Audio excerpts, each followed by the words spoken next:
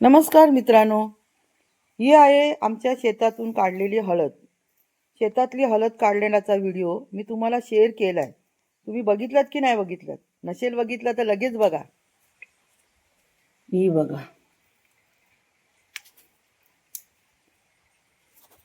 किती सारी हळद आम्ही काढली होती आणि तेवढी सर्व हळद आहे ना यांनी पूर्ण साफ केली. सगळं तिला म्हणजे जमिनीमध्ये मूल होतं आणि झाडाची पानं वगैरे होती ती सर्व यांनी साफ केला आणि एकदम मस्त छान साफ केला. आणि हे बघा,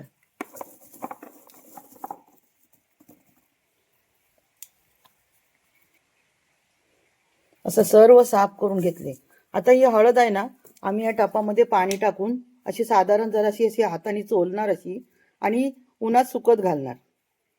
आणि हे कांदे जे आहेत हे बघा, हे कांदे आम्हाला पुढच्या वर्षी पुन्हा रुजवण्यासाठी आम्ही हे काढून ठेवलेत. ओ, पुढच्या वर्षीसाठी आहेत ना हे? हे पुढच्या वर्षीसाठी रुजवण्यासाठी हे कांदे काढून ठेवले त्यांनी. हे बघा, असे जाडे जाडे असे कधी पण आपण बाजूला ठेवायचे, म्हणजे पुढच्या वर्षी आपल्याला रुजवण्यासाठी विकत आणायची गरज नाही. आता हे पुढच्या वर्षी कांदे आपल्याला ठेवायचे आहेत. मग आता ते कसे ठेवायचे ते पण तुम्हाला मी दाखवते. आता हे फक्त धुवायची ना, दुसरं काय नाही ना करायचं हो? म्हणजे पूर्ण साफ झालेली आहे. अच्छा, आता ही जी माती वगैरे आहे ती निघून जाण्यासाठी आपण आता हिला स्वच्छ धुवून घेऊया.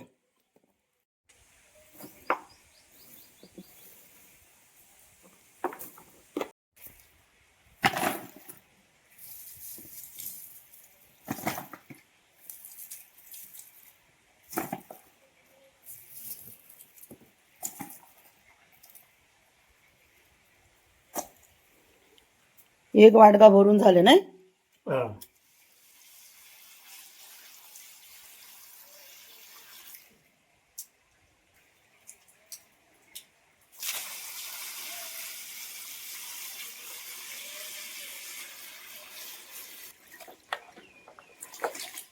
हळद थोडा वेळ भिजायला ठेवली, म्हणजे अर्धा तास भिजवली याच्यामध्ये. आता मी काढते याच्यातून पाण्यातून टपामध्ये आणि बाहेर उन्हात सुकत घालते.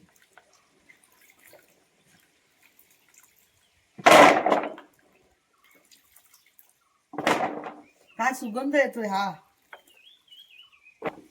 ही जी हळद आहे ना ही जर तुम्हाला आता लगेच जर सुकवून बारीक तुकडे करून किंवा असे किसून जर तुम्हाला पावडर करायची नसेल तर तुम्ही ही हळद आहे ना चांगली सुकवायची, म्हणजे जसं हलकुंड तयार होतात ना तशी चांगली सुकवायची. आणि तुम्हाला जसं हवं 6 महिन्यांनी वर्षांनी कधी वाटेल तेव्हा तुम्ही त्या हलकुंडाची पावडर करू शकता. मी तसं करणार नाहीये. मी थोडा वेळ सुकवणार, चांगलं पाणी चांगलं सुकून गेलं ना की तिला काय करणार, छोटे तुकडे तरी करणार, नाहीतर मिक्सरमध्ये पावडर करण्यासाठी किसणीवरती किसून घेणार, असं करणार मी. किंवा तुम्हाला जर हवं असेल ना तर तुम्ही हे हलकुंड जे मोठे मोठे जे आहेत, असे जे मोठे मोठे आहेत असे तुम्ही आहे ना सुकवून हलकुंड तयार करून तुम्ही दुकानात विकू पण शकता. असे विकत सुद्धा घेतात. भरपूर कामासाठी हे हलकुंड कामाला येतात, उपयोगाला पडतात. गेल्या वर्षी हीच ना ओली हळद 70-80 रुपये किलो होती आणि ह्या वर्षी 100-125 रुपये किलो आहे. जर जास्त आपण जर घेतली तर 120-110 पर्यंत द्यायला तयार आहे. आम्ही काही विकणार नाही. आम्ही आपली ओरिजिनल हळद आहे ना ही आता घरामध्येच आम्ही तयार करणार आणि मुलांना देणार.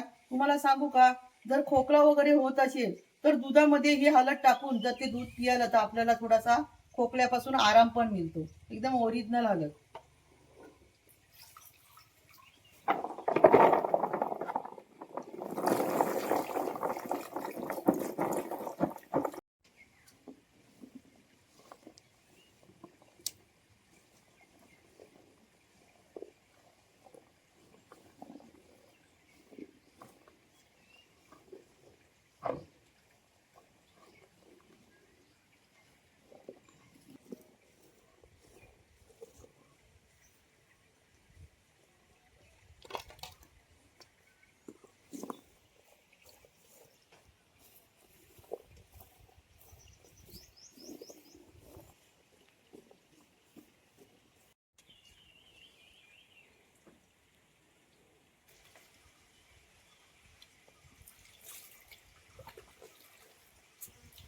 हे शेण आता मी थोडंसं असं पातळ करून घेतलंय बघा, जास्त पातळ नाही करायचं, असं थोडंसंच पातळ केलंय बघा.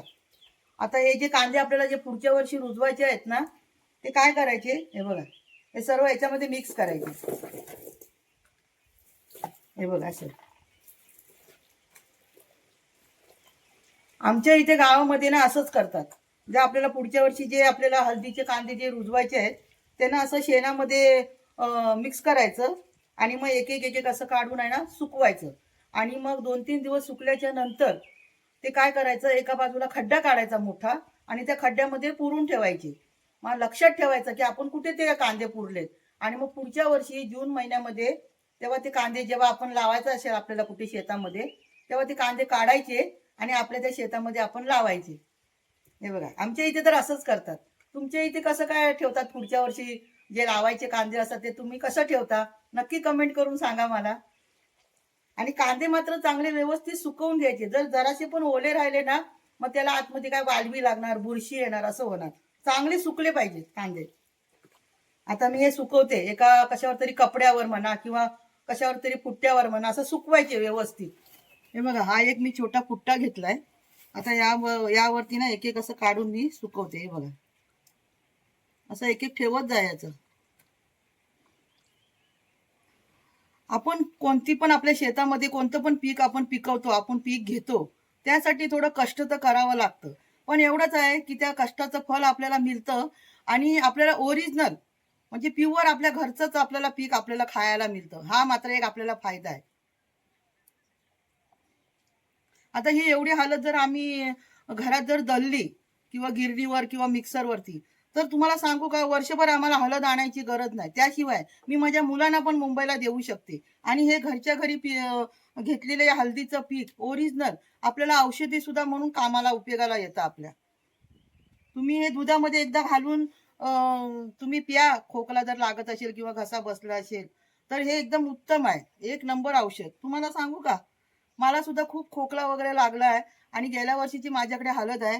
तर मी सुद्धा ना रात्रीचं आणि सकाळचं 2 टाइम एक एक चमचा दुधामध्ये हळद टाकून ते पिते मी. त्यामुळे ना कफ चांगला सुटतो आणि जरा माझा खोकला पण बरा आहे आणि आता माझा आवाज सुद्धा थोडा बरा आहे.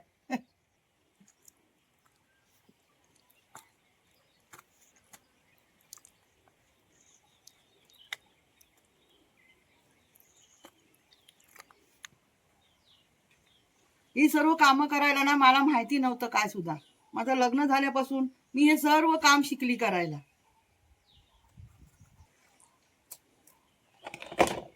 हे बघा, हे एवढे कांदे झाले सगळे. आता याला 2-4 दिवस चांगले सुकवले ना की मग झालं. पुढच्या वर्षापर्यंत काही टेन्शन नाही. एका ठिकाणी असे पुरून ठेवले की झालं. कसं वाटलं तुम्हाला या हळदीचा व्हिडिओ? आवडला का? आवडला तर नक्की लाईक सबस्क्राईब करा आणि माझा हा व्हिडिओ जास्तीत जास्त तुमच्या मित्रमैत्रिणीमध्ये शेअर करा. आता भेटूया पुढच्या सुंदर व्हिडिओमध्ये. धन्यवाद.